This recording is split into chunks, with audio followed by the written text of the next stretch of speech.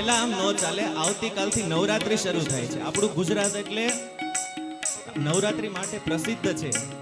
અને આપણે બધા અહીંયા જેટલા છીએ એ છે ને ભાગ્યશાળી એટલા માટે છીએ કે દાદાની સન્મુખ આપણને નાચવાનો અવસર મળ્યો છે. તો બધા હાથ ઉપર, તાળી. છેલ્લી 1 મિનિટ એવી ધૂન કરવાની છે કે હનુમાનજી મહારાજને રાજી કરવાના છે. શ્રી રામ જય રામ જય જય રામ, શ્રી રામ જય રામ જય જય રામ, શ્રી રામ જય રામ જય જય રામ, બોલો શ્રી રામ જય રામ જય જય રામ. સબ ગાઈએ. શ્રી રામ જય રામ જય જય રામ, શ્રી રામ